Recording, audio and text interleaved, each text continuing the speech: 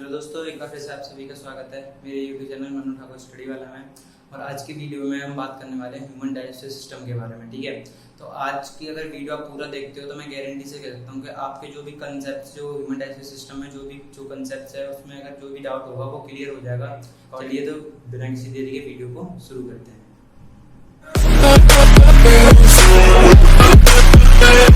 चलिए वीडियो को स्टार्ट करते हैं। सबसे पहली बात कि ह्यूमन डाइजेस्टिव सिस्टम होता क्या है। पहले जो सिस्टम होता है, सिस्टम बेसिकली इसका मतलब होता है कि कोई भी चीज जो केवल एक पर्टिकुलर चीज से मतलब एक पर्टिकुलर चीज से नहीं मिलकर बनी हुई है। सिस्टम का मतलब यही होता है कि उसमें बहुत सी चीजें कंप्रेस करके यानी कि उसमें बहुत सी चीजें इंक्लूड है, वो सभी चीज मिलके हमें क्या बना रही है, एक सिस्टम बना रही है। ठीक है, ह्यूमन डाइजेस्टिव सिस्टम में क्या होता है, बेसिकली जो भी हम फूड इंजेस्ट करते हैं यानी कि हम जो फूड खाते हैं, ठीक है, तो उसको जो हमें जो एनर्जी की जरूरत होती है हमारी सेल्स को जरूरत होती है। ठीक है, सेल से ही हम मिलके बने हुए हैं।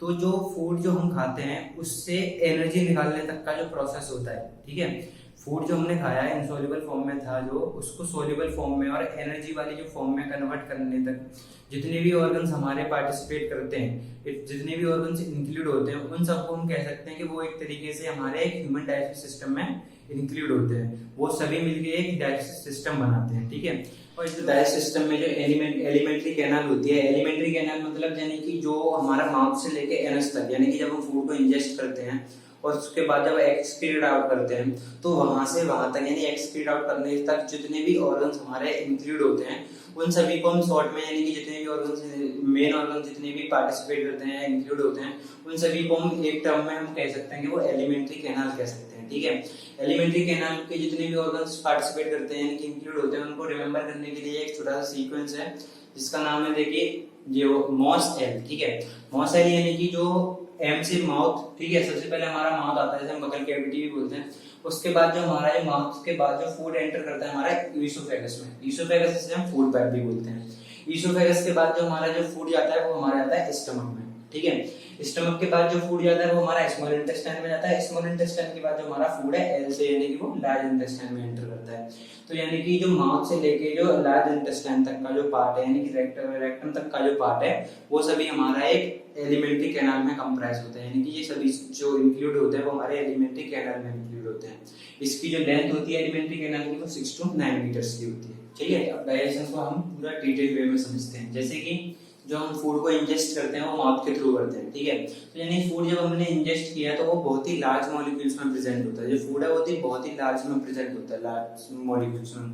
तो उसको कंप्लीट यानी कि उसको ब्रेक करने के लिए जो क्या हमारे जो टीथ का फंक्शन होता है, टीथ क्या करता है, उसे ग्राइंड करता है, कट करता है, ब्रेक करता है। तो वो सिंपल यानी छोटे छोटे मॉलिक्यूल्स में वो कन्वर्ट हो जाता है, छोटे छोटे पार्ट्स में वो कन्वर्ट हो जाता है। ठीक है, उसके बाद क्या होता है, जो टंग का काम होता है। टंग बेसिकली करती क्या है, जो हमारी जो सलाइवरी ग्लैंड प्रेजेंट होती है वो हमारा सलाइवा को सीक्रेट करती है। जो वाटर लिक्विड, जब आप कोई भी अच्छी चीज देखते हो या अच्छी डिश देखते हो तो आपके मुंह में जो वाटर लिक्विड जो आता है उसे हम सलाइवा बोलते हैं। ठीक है, तो जो वाटर लिक्विड जो आता है उसको मिक्स करने के लिए, समझ ना, उसको वाटर को जो वाटरी लिक्विड जो आता है, सलाइवा आता है, उसको जो फूड आपने खाया है उसको मिक्स करने के लिए उस फूड के साथ में जो टंग की हेल्प होती है। ठीक है, जो टीथ का, आपको पता है टीथ का फिजिकली जो फिजिकल डाइजेशन होता है जो माउथ में वो करता है, ठीक केवल। ठीक है, उसके बाद जो हमारा जो सलाइवरी ग्लैंड के बाद क्या हमारा जो सलाइवरी ग्लैंड है वो एक एंजाइम सीक्रेट करती है जिसका नाम है सलाइवरी एमाइलेज। ये मेन पॉइंट है इसका।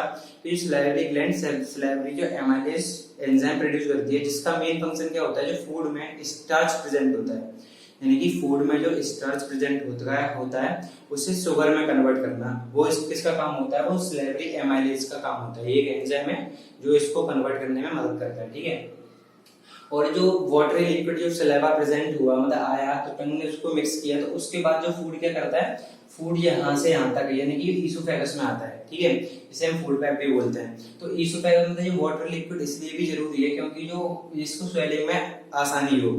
ठीक है, तो वो ईसोफेगस के थ्रू यानी कि ईसोफेगस के थ्रू स्टमक में आता है। जो ईसोफेगस है यानी कि डायरेक्ट वो ईसोफेगस डायरेक्ट नहीं आ सकता यानी, ठीक है, तो उसको ये कि जो ईसोफेगस है वो एक मूवमेंट करता है यानी कि पेरिस्टाल्टिक मूवमेंट करता है जिसके थ्रू जो फूड है यानी कि जो हम फूड इंजेस्ट करते हैं वो एक वहां से जो ईसोफेगस के थ्रू स्टमक तक आता है, पेरिस्टाल्टिक मूवमेंट जिसे हम बोलते हैं। इसमें मतलब क्या होता है, बेसिकली जो ईसोफेगस की जो बॉल होती है वॉल जो क्या करती हैं, वॉल वो बेसिकली एक्सपेंड होती हैं, कॉन्ट्रैक्ट होती हैं, एक्सपेंड होती है, कॉन्ट्रैक्ट होती हैं, ये प्रोसेस करते हैं। तो एक्सपेंड कॉन्ट्रैक्ट इसी मूवमेंट के थ्रू ये क्या यहीं पे ये स्टमक तक पहुंच जाता है फूड। और ये कॉन्ट्रैक्शन एक्सपेंशन कॉन्ट्रैक्शन एक्सपेंशन इसी मूवमेंट को हम पेरिस्टाल्टिक मूवमेंट भी बोलते हैं, ठीक है, जो कि किसके द्वारा किया जाता है, ईसोफेगस के थ्रू।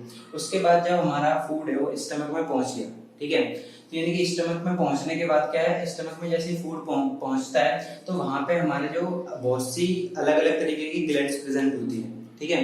ग्लैंड्स का बेसिकली काम ये होता है कि अलग अलग हार्मोन सीक्रेट करना है, अलग अलग एंजाइम सीक्रेट करना है। ये सब सीक्रेट कहाँ से होते हैं, जो स्टमक की वॉल होती है और अलग अलग ग्लैंड्स प्रेजेंट होती हैं, उनसे क्या हमारे ये अलग अलग एंजाइम सीक्रेट होते हैं।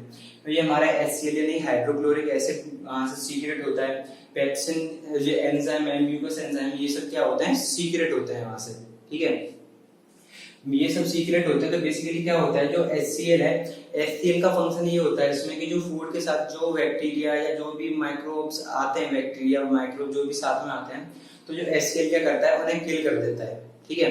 HCl का फंक्शन यही है। उसके बाद जो पेप्सिन क्या होता है, पेप्सिन यानी कि ये एक एंजाइम है। तो पेप्सिन एक एंजाइम है, जो मतलब एंजाइम जो कि जो प्रोटीन्स प्रेजेंट होती है, यानी कि इसका कोड है PP, समझ रहे हैं। तो जो पेप्सिन क्या करता है, जो प्रोटीन्स प्रेजेंट होती हैं फूड में, जो प्रोटीन प्रेजेंट होती हैं उन्हें डाइजेस्ट करने में, यानी कि उन्हें ब्रेक डाउन करने में हेल्प करता है अमीनो एसिड्स में, सिंपल फॉर्म्स की अमीनो एसिड्स में, ठीक है, तो उन्हें हेल्प करता है। लेकिन जो इसको एक्टिव यानी कि ये पहले इनएक्टिव फॉर्म में होता है, जब ये सीक्रेट आउट होता है तो इनएक्टिव फॉर्म में होता है।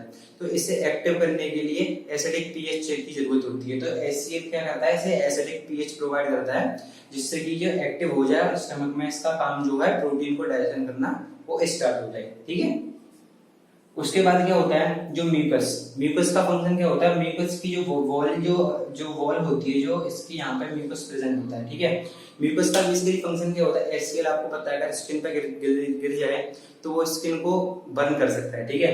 तो जो HCl जो प्रेजेंट होता है, मतलब HCl किस समय में प्रेजेंट है, तो उससे क्या है, अगर जो हमारी स्टमक की वॉल है वो बर्न ना हो जाए, यानी कि उसको प्रिवेंट करने के लिए जो म्यूकस क्या है उसे प्रिवेंट करता है, उससे मतलब वॉल की जो लाइनिंग यानी कि स्टमक की जो वॉल की लाइनिंग होती है उसे प्रिवेंट करता है उससे HCl से, ठीक है। उसके बाद जो अनडाइजेस्टेड फूड होता है, यानी कि जो पूरी तरीके से उसमें से जो फैट है, प्रोटीन है, वो सब तक पूरी तरीके से डाइजेस्ट नहीं हो पाए हैं, तो वो यहाँ से स्टमक के बाद जो हमारा स्मॉल इंटेस्टाइन में एंटर करता है, ठीक है। स्मॉल इंटेस्टाइन में बेसिकली होता क्या है, जो दो तक जो ग्लैंड है हमारी, पेनक्रियाज और जो लिवर है, मेन ऑर्गन भी है ये, और ना ये ग्लैंड एक तरीके से ग्लैंड भी, क्योंकि ये बहुत तरीके के जूसेस एंड हार्मोन सीक्रेट करते हैं, ठीक है। तो जो लिवर जो स्मॉल इंटेस्टाइन है वो क्या करती है, जो लिवर और पेनक्रियाज है इनसे जो सीक्रेट होते हैं जो जूस, ये एब्जॉर्ब करते हैं, कि जो सीक्रेट जो जूस होते हैं वो स्मॉल इंटेस्टाइन में आते हैं, ठीक है। इसमें होता क्या है कि जो पेनक्रियाज है वो हमारे ये यानी कि तीन तरीके के एंजाइम सीक्रेट करती है। जो पेनक्रियाटिक जूस ये प्रोड्यूस करती है, पेनक्रियाटिक जूस में ये तीन तरीके के एंजाइम्स प्रेजेंट होते हैं। पहला होता है पेनक्रियाटिक एमाइलेज, ठीक है, दूसरा हमारा होता है लाइपेजेस, तीसरा होता है हमारा ट्रिप्सिन, ठीक है। और जो हमारा लिवर है, लिवर बेसिकली प्रोड्यूस करता है बाइल जूस। बाइल जूस यानी कि जो बाइल जूस जो हमारा प्रोड्यूस होता है लिवर के थ्रू, लेकिन जो हमारा जो गॉल ब्लैडर है वो इसे स्टोर करके रखता है। इस पॉइंट को रिमेंबर याद रखिएगा कि जो बाइल जूस है वो गॉल ब्लैडर के थ्रू प्रोड्यूस नहीं होता है, वो प्रोड्यूस लिवर के थ्रू होता है, लेकिन स्टोर गॉल ब्लैडर में होता है, ठीक है।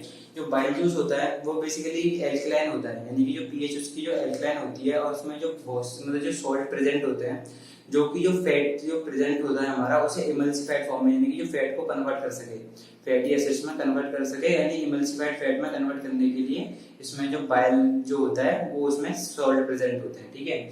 और जो इसकी एल्कलाइन पीएच होती है, जो कि जो पेप्सिन है, लाइपेज है, इन सबको एक्टिवेशन में हेल्प करती है, ठीक है।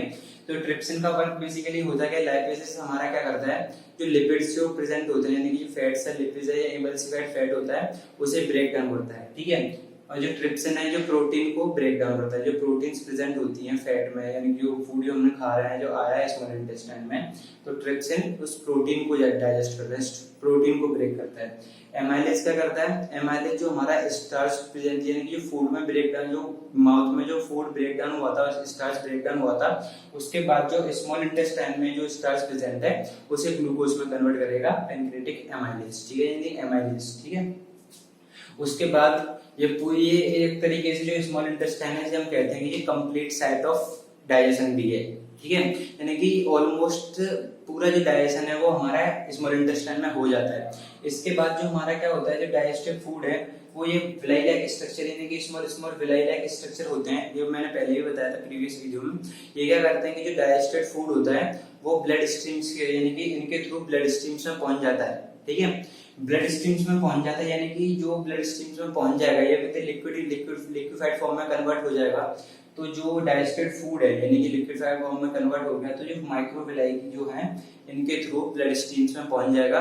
उसके थ्रू क्या होगा, ब्लड स्ट्रीम्स में पहुंचने के बाद जो हमारे जो सेल्स को जरूरत है वो एसिमिलेट हो जाएगा सेल्स के लिए, यानी कि जहाँ पे इसकी जरूरत है। तो यानी कि अगर ये जो स्मॉल इंटेस्टाइन है, स्मॉल इंटेस्टाइन में जो माइक्रोविलाई के थ्रू जो डाइजेस्टेड फूड है वो इंजेस्ट हो गया, यानी कि डाइजेस्टेड फूड एब्सॉर्ब हो गया, तो उसके बाद जो हमारा जो अनडाइजेस्टेड फूड जो बच गया है, तो यहाँ पे पूरी तरीके से उसमें जो वाटर वगैरह, जो थोड़ा बहुत भी जो वाटर वगैरह रह जाता है, तो उसके बाद जो फूड है वो स्मॉल इंटेस्टाइन से लार्ज इंटेस्टाइन की तरफ मूव करता है, ठीक है। लार्ज इंटेस्टाइन में बेसिकली होता क्या है, जो अनडाइजेस्टेड फूड है वो स्मॉल इंटेस्टाइन से आया, तो उसमें कुछ वाटर प्रेजेंट होता है, यानी कि जो एक्स्ट्रा वाटर वगैरह है वो सब प्रेजेंट होता है। तो लार्ज इंटेस्टाइन में जो माइक्रोविलाई होती हैं वो उसे पूरी तरीके से एब्जॉर्ब कर लेती हैं और उसे पूरी तरीके से सॉलिडिफाइड फॉर्म में कन्वर्ट कर देती हैं, ठीक है। और वो सॉलिडिफाइड फॉर्म में क्या है, उसके बाद जो प्रोसेस होता है हमारा सॉलिडिफाइड फॉर्म में कन्वर्ट हो जाता है, और जो यहाँ पर रेक्टम में और एनस के थ्रू वो एक्सक्रीट आउट हो जाता है, यानी कि एक्सक्रीशन हमारा यहाँ पर होता है। एब्जॉर्प्शन एसिमिलेशन हमारा स्मॉल इंटेस्टाइन में हो जाता है, और एब्जॉर्प्शन एसिमिलेशन यहाँ पे कंप्लीट हो जाता है स्मॉल इंटेस्टाइन में। स्टमक में हमारा डाइजेशन होता है, माउथ में भी होता है। ये सब प्रोसेस हमारा क्या है, यहाँ से हमारा ये पूरी तरीके से जो हमारे पांचों प्रोसेस हैं वो इसके थ्रू कंप्लीट हो जाते हैं, ठीक है। और बेसिकली स्मॉल इंटेस्टाइन में होता क्या है, जब जो एनर्जी हमने जो मिली, जो हमें फूड से एनर्जी मिली, वो एसिमिलेट होने के बाद ऐसा नहीं है कि वो तुरंत की तुरंत वही एनर्जी यूटिलाइज हो जाएगी, ठीक है।